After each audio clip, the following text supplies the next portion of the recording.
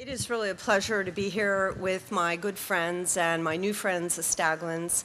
I'm so honored to be able to speak with you all about our work in depression and in brain stimulation, but to actually just be here to celebrate a group of people that are committed to supporting research in such an important area as mental health and mental illness. And I think to have the collection of speakers that you'll hear from later is an honor for me as well, and I can't wait to hear their thoughts as well and enjoy the rest of the day. I thought about kind of a slide across the dance floor here, given the inspiration of our upcoming program this afternoon, but I thought probably not.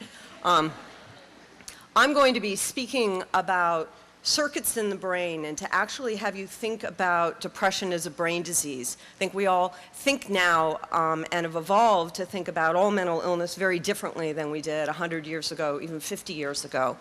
I'm going to be speaking about a body of work that actually goes over 20 years. And I think what all of you need to realize here at this program today, that this is not done by individuals. Individuals may give the lectures, but in fact, this takes a village, as Hillary said. And in fact, research takes a village, and it takes commitment of many people all together, working together. And I've been very privileged over 20 years to work with a number of really stellar investigators on this project. I think what's important to start is to actually know the rules and what are the definition of a major depression, because we're going to be talking about major depression in a way that hopefully no one in this room will ever experience. Intractable, untreatable major depression. But major depression is a very common illness, and it has a set of diagnostic criteria. Basically, you have depressed mood, decreased interest, and a number of other accompanying symptoms that affect one's vital functioning. Changes in sleep, appetite, libido, changes in thinking, concentration, disinterest. Worrisomely, recurrent thoughts of death, of suicide, which is obviously what makes this so malignant in many ways an illness, and this intense sense of worthlessness and feelings of guilt. Now, modern life can evoke that in many people sometimes during the day, but major depression is a clinically significant distress, part of every day, pervasively over a period of time, and that's what's always important to remember about the illness, and that it really impedes one's functionality. I actually find this definition offered by William James many years ago about his own depression to be actually more telling. The antiseptic list of what the diagnostic criteria is for clinicians is very valuable to make a diagnosis. But in fact, major depression is an active anguish, and that anguish is really a mind numbness, psychic pain. And the quality that patients describe is actually unlike anything that happens as one has a life loss in everyday life. And that's really what we want to be remembering, that it's the leading cause of years lived with disability. It's a very common illness. The estimates in this country at any given time, 20 million people. That really robs the life force of families, of businesses, of friendships. The good news is that treatments have been developed. There are many available evidence-based treatments, psychotherapies, medications. The bad news is that if you really work to get people well, in remission, not just less symptoms, but well, the numbers are staggeringly disappointed. And we're having to deal with this now in terms of research. Why, with all the drugs that we have, why don't people get well? And why don't they get well when we give them the medications that are available? It's often trial and error with a physician. So just my only clinical point I'm going to make is if you have depression and you've tried one treatment and it didn't work, hang in there, try another one. And that while we don't have good algorithms yet as to how to get you well, generally speaking, people will get well if they get the right combination of treatments, usually psychotherapy and a medication. But what I want to deal with is the fact that about 10% of people, no matter what you do, no matter what you try, no matter how fantastic your physician, psychiatrist, neurologist, generalist is, that you don't come out of this episode. You are just stuck. And while there are a number of new options on both available, vagus nerve stimulation, repetitive transcranial magnetic stimulation was just approved by the FDA. There are certainly people can respond to cognitive behavioral therapy that didn't respond to medication. But by the time you get past 4 aggressive trials of any treatment, the likelihood that you will respond is pretty much extremely low. And the issue for research is we need something new, and we have to start thinking outside of the box. Now, I think for an audience that's come to think about science, this quote by James Watson I think is really important, because I think people think that science just kind of moves along a train and it's all very logical and very politically correct. Not at all. It's about anarchists. It's about fitting in with the times. It's about breaking the status quo. And as Watson says, it seldom proceeds in a straightforward or logical manner imagined by outsiders. And I'll just put the present company in that category of non-scientists. And it's often, though, really punctuated by very human events and what's happening in society. And I think that that brings me to the point of when you think about depression and you think about the causes, we have camps in science as well. And we have to get over our camps. We have to get over our biases. You know, there's the psychological camp. It was always about your mother. Well, now having it be about your mother may be more true than we thought as we understand genetics. And it's probably about your father as well. That we have to actually, you know, see these diseases differently, and no one was ever wrong. They just didn't have a view of the whole picture. We went through a very prominent period over the last 40 years. You're low on, you have some chemical imbalance. You know, fill up the tank, a quart low on serotonin, and all is well. Very important transmitter, important somehow in the way mood is regulated, not the whole story. We've gone through it with other neurotransmitters. You know, look, I'm a neurologist. Hey, there's a spot in the brain, I'm sure we can find a place, and all will be well. All is true, none is true. Similarly, the bias of science influences our bias of how we treat. When you go to the doctor, who do you go to see? How do they decide what they start with?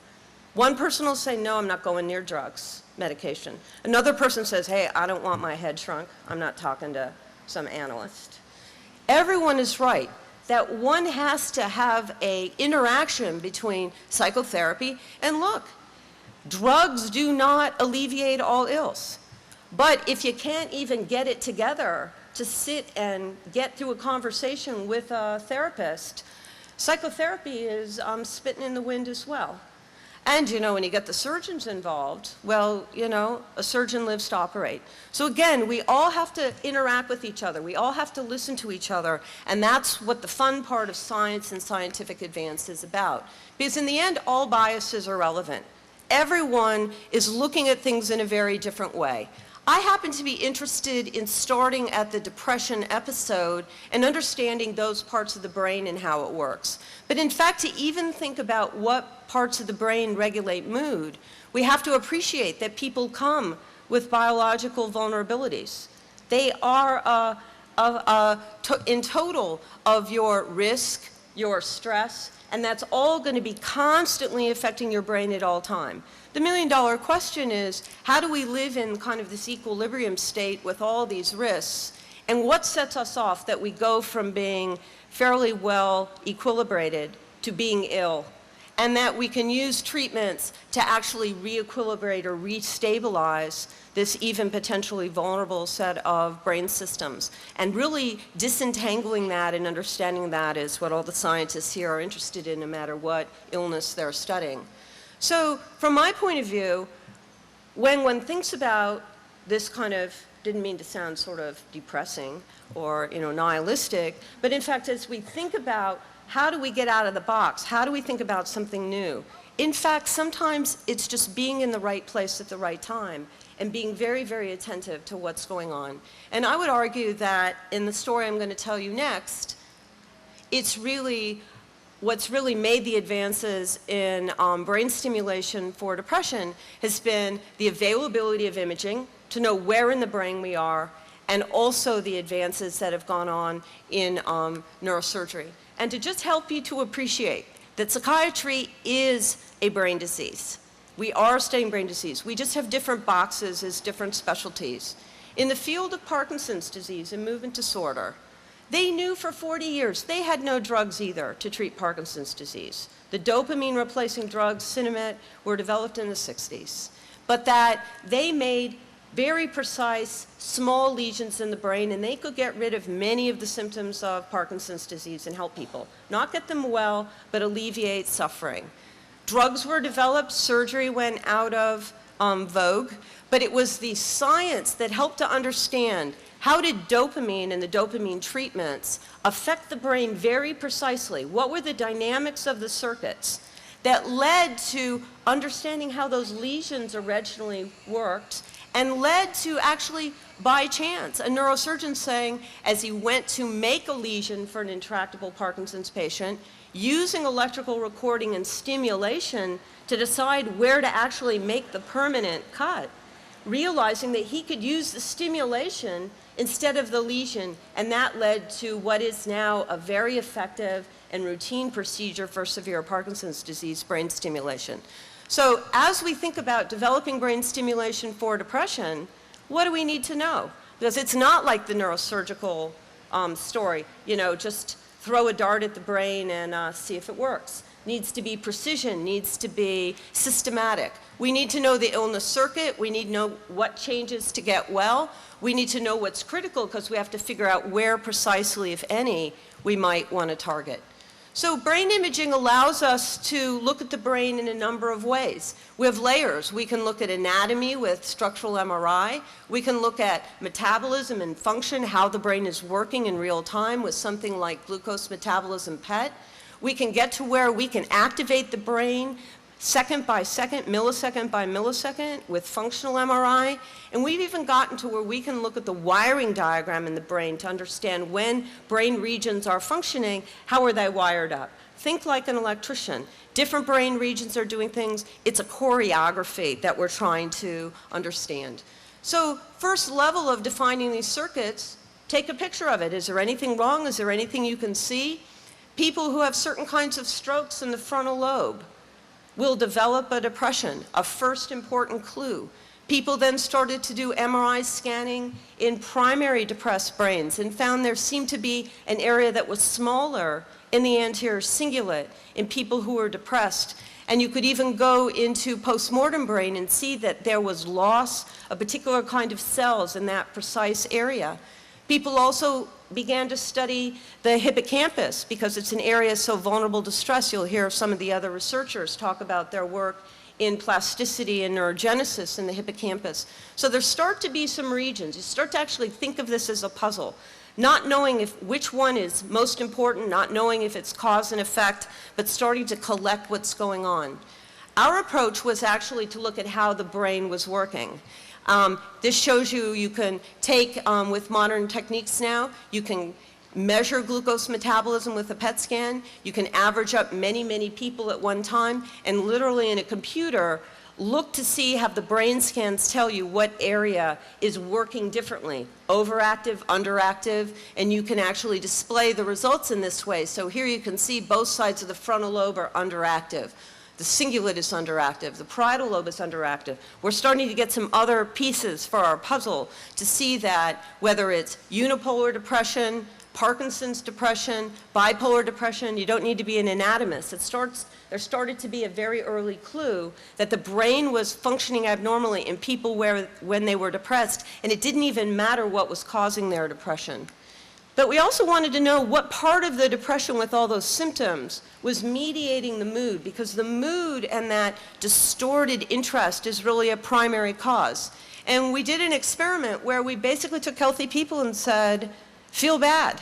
Take your worst nightmare, your worst personal experience, relive it, rethink about it, and when you're actually tearful and in the moment, we'll actually see what's happening in your brain. You know, kind of a dorky experiment, but actually extremely useful, because what we found was that there were some very characteristic areas in the brain, which I cannot see from over here. These red areas, the highest area in the brain was an area called the subgenual cingulate, or area 25.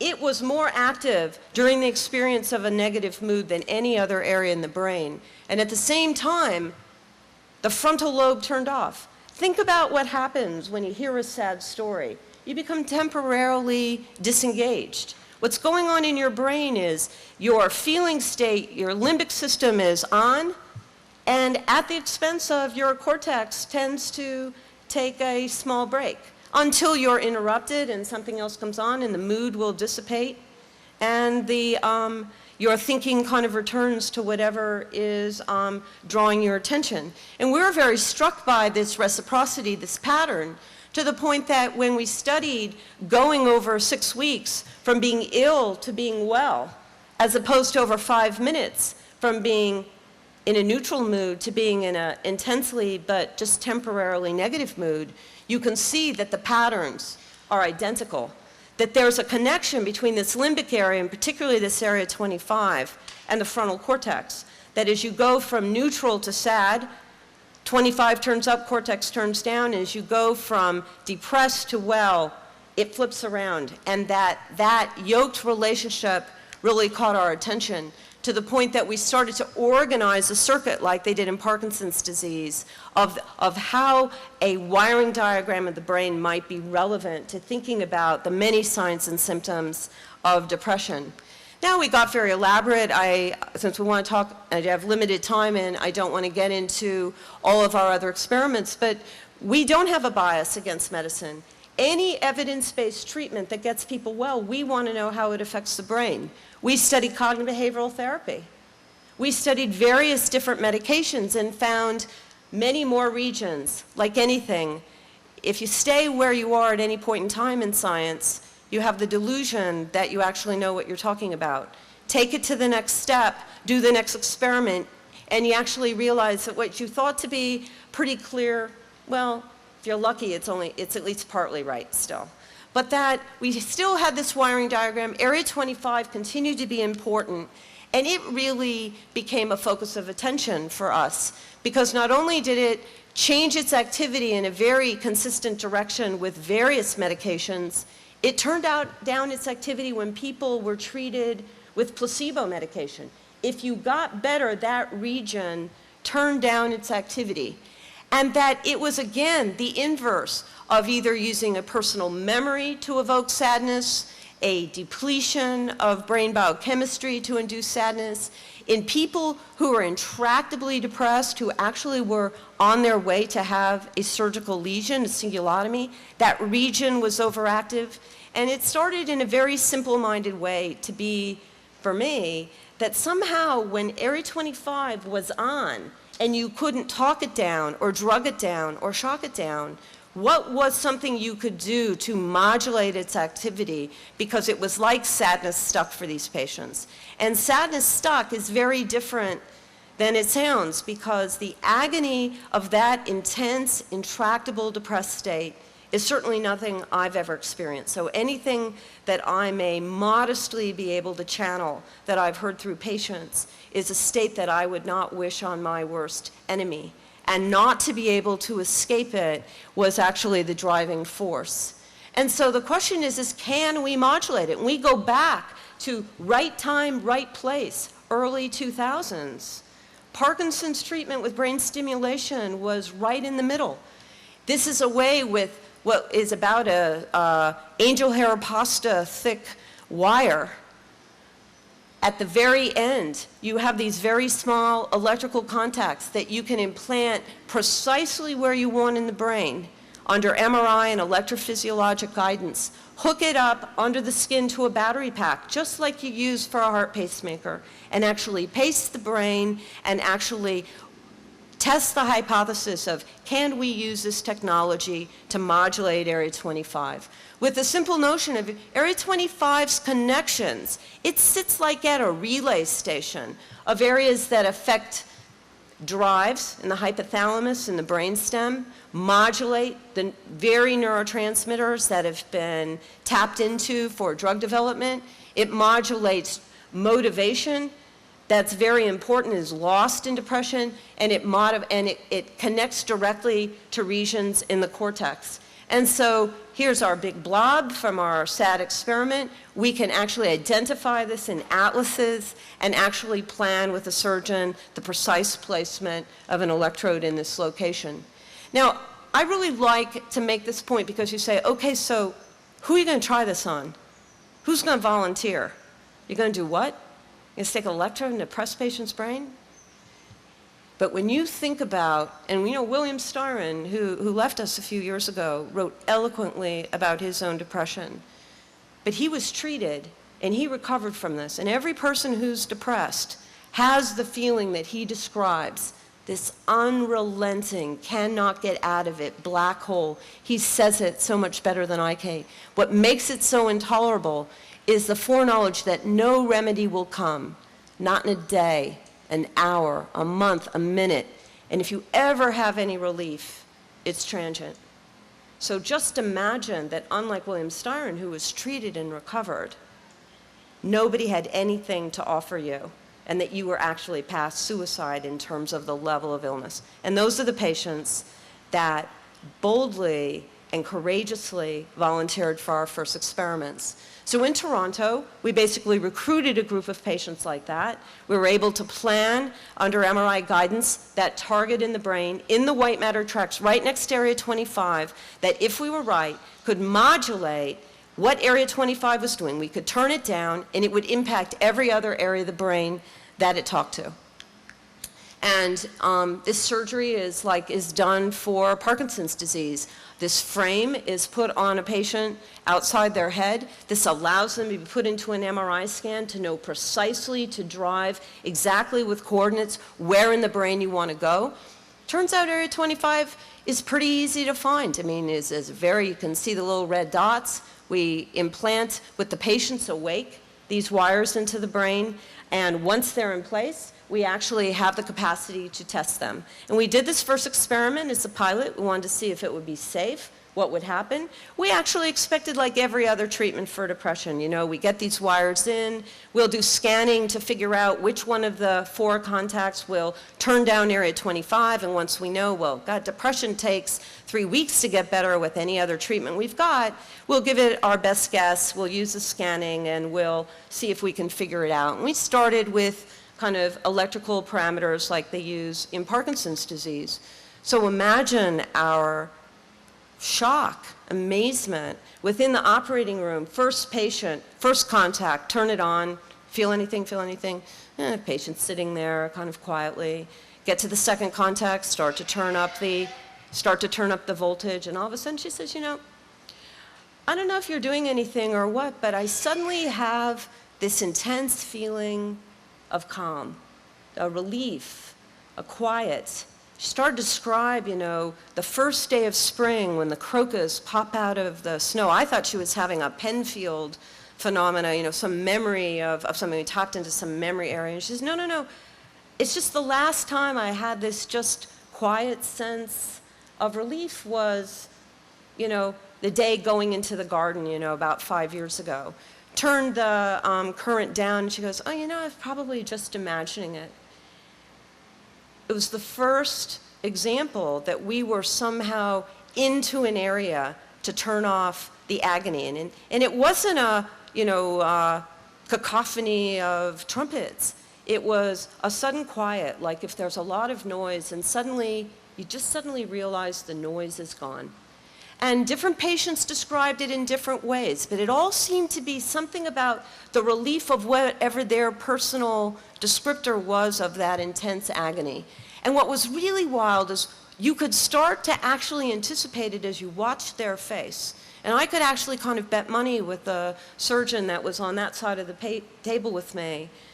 From the MRI, when and if anything happened, you could see the intensity of the lines in a face with the turned down mouth just kind of relax. And then you just kind of wait another 10, 15 seconds and patient would start trying to describe it.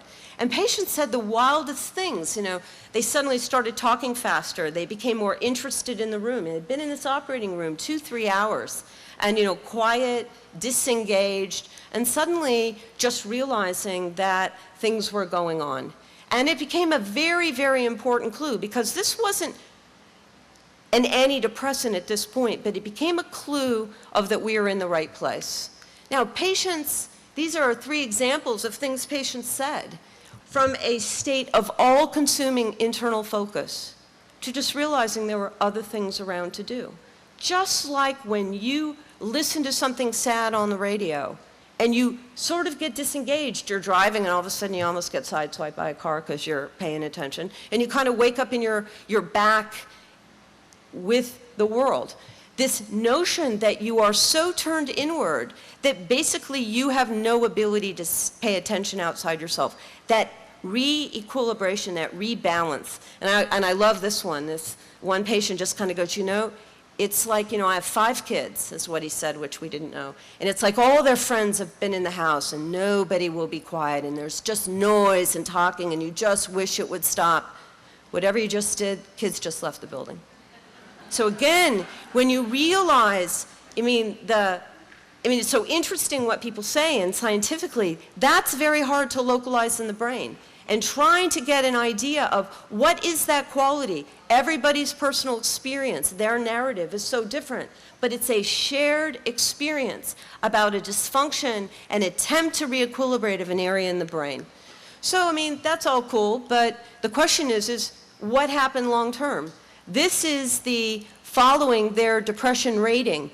Even that first week in the hospital, these people did extraordinarily well, just testing it every day, just trying to figure out what we were doing. We turned it off for a week. They started to creep back, but not all the way. And then as we turned it on and left it on over 6 months, we kind of got 2 groups. 2 patients had started to do well initially, and no matter what we did, we couldn't seem to get settings that kept them well. And the other patients did remarkably well and stayed well. And we published the results of these first 6 patients now 4 years ago. And this was, a very exciting observation, because here were people who had failed everything, that they weren't just a little better, the ones that got better were well. Now granted, these patients were studied without a placebo period. Sort of desperate people, they're going to have a brain operation, they want to be well. It's not enough just to will yourself well, but in fact, this was encouraging enough for us to proceed. And as a brain imager, it was really great. Here was the overactive area 25, we turned it off, and from a scientific point of view, at least the idea seemed right. We extended the study to 20 patients in Toronto, continued to follow these people. And in fact, you can see how the scores changed over time. They changed fairly early and continue. So of the 20 patients, 60% were better at 6 months, and if you got better, you stayed better. We didn't have to change the toast, didn't have to mess with it. It was sort of set it and forget it, became the lab motto. What was really encouraging, as anyone who knows what happens with medications many times for different disorders, you worry, is there something that's going to happen after a while? So the good news so far, our first patient operated on in May of 2003, the dose, it didn't seem to tachyphylax. It didn't get to where it wore out. You kept it on the same setting, they stayed well, they didn't relapse, they didn't get side effects over time. And what was remarkable, and again, part of what we have to figure out now scientifically, is how could it be that you could have something going off with electricity in a very precise and very important area of your brain all the time, and you either get better or nothing's happening. That is a scientific question that just continues to fascinate me, because it's not like shock therapy. I was talking last night. ECT or shock therapy is like rebooting the computer. You pull the plug, you turn it off, that Control-Alt-Delete. When it comes back on, it kind of seems to be working. This is like a pacemaker. This is actually tuning, providing what may be a new rhythm to the brain because it's on all the time. And what has been very interesting to me is that the patients respond normally to life experience. They have normal dynamic range. If something bad happens, they feel it. It does not prevent normal negative mood. But we aren't seeing what you see so classically in major depression relapse, that for no particular reason without a stressor that you decompensate. And that, I think, again, what is this really doing? My colleagues that study plasticity, there are so many other things to explore scientifically that we need to do. So the good news is, and the remarkable thing is that with such a small experiment, this is actually now undergoing formal clinical trials. there's another target in the brain that is equally undergoing clinical trials. So this is now being pursued by major device companies as a potential clinical treatment that could be offered, and we'll see how the trials go. But I think from a scientific point of view, because the trials are not what I do, is the question is so why we only get 60% better? What did we do wrong? Do we need to tune it different? Did we put it in the wrong place? There are a million scientific questions now to answer now that we're in the position to do it, and that's where the research has to progress. Well, the first thing was obvious. Maybe we stuck it in the wrong place. And in the first 20 patients, the red is I think the responders, and the blue is the non-responders. There's nothing obvious about where we put it to explain why one group got better and one group didn't. But there was something very interesting. If you look at the people, there were these people that had that immediate effect in the operating room that actually were doing really well early. And the trajectory of how they recovered is very different from the people who didn't have that immediate effect. And that's something that's become very important to my group at Emory, where we now have some foundation funding to study not only unipolar depression, but bipolar type 2 depression. Because it's important that if this really does get people out of a depression that's stuck, that we can alleviate anyone who's suffering if they don't have side effects. And just to kind of finish, to show you how the science progresses, it is fabulous that companies have taken this on to try to develop it for trials. I think it's a little soon. Lots of details to work out. Everybody's impatient. But just look at this. We know, how can it be that with electrodes 0.5 millimeter apart, that one contact gives you the effect and the other contact doesn't? And so we started to exploit looking at the exact white matter that's going through and modeling what's happening right where you're applying the stimulation, because everybody's wires are a little bit different. They're, the kind of general organization is the same. And one can start to look at that and actually see for one person what happens when you're at contact 4 versus contact 3. And you can see the shape where the roadways are that you are stimulating is different. And we've actually now very formally at Emory been looking and quantifying what those patients say in the operating room. And you can see some examples here. This sense of sudden connectedness, a lifting. People even start to realize as they become more engaged, it's like they think the room is brighter. This is such important and interesting clues. But as we start to actually take the people who have the effect in the operating room, not everyone has it. Many do. And we say, where is the white matter tracts that are emanating from where they got the effect versus the contact right before where they didn't get the effect? We start to see you have to get into the tracts from 25 out to the frontal cortex. And so we're starting to, again, to fill in the details. What is the critical network? 25 was a great, intersection, but when you're at an intersection with 8 possible roads, it's not just the intersection, it's which road you go to. And we're even getting to where trying to develop new devices or new ways to actually tune to where you get it down the roadways you want. So to end, it's very important, I've put the most positive spin on this story for a lack of time. There are lots of issues that we need to deal with. This is experimental. And like many experimental things that have a very optimistic beginning, everyone thinks it's more ready than it is, and it's not. And I just want to end with a comment from patient number 5 in Toronto, who hadn't worked, whose partner was going to leave him, who just accepted that this probably would not work either, and he would be dead. And over the course of the early part of the treatment, he had this to say about his experience. He says, because the thing is, you're trying to ask, I have the best part of the job because I don't have to examine the patients, I don't have to rate them. My job is to actually just try to listen and figure out what they're saying and hear it in a slightly different way. So the question so do you feel happy? What's the experience? He goes, no, you didn't give me anything. So I'm going to give you the inflection. Whatever you're doing with that, you didn't give me anything. What you did is you took something away.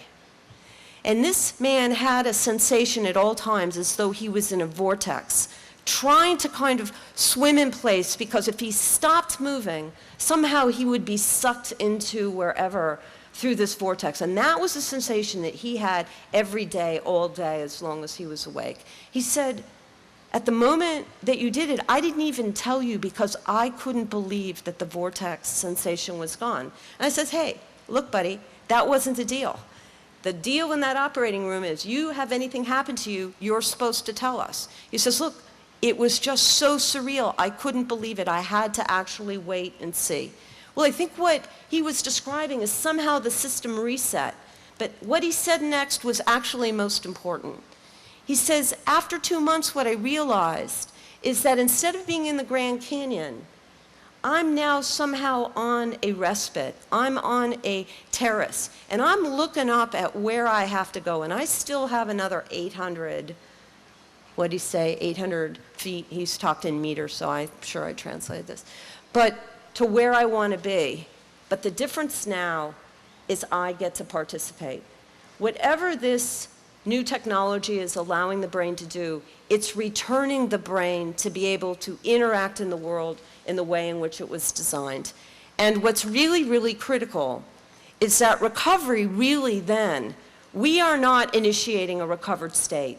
We are enabling a state of rehabilitation and recovery. Patients, once they get into this state, need to relearn how to have a bad day, how to trust that life has ups and downs. They need rehab in the same way that if you have heart bypass, hip replacement, and you've been disabled for 5 years, you don't run out and run a marathon just because, the surgeon tells you you're better. You retrain. Your family has to be with you. Your doctors have to be with you. This is a real village for recovery of these patients. And that's the story. So again, this happened because we happened to be trying to understand how depression worked. This happened because we got funding from organizations like IMRO and NIH to try to dissect, figure out, can a neurologist think they're going to study a psychiatric disorder? And at the end of the day, being at the right place at the right time, having the opportunity, having the research support to be able to take a chance and hopefully change the way an illness is seen and how patients are taken care of so that everyone can have the luxury like we have here to think about this and be in the world and be happy.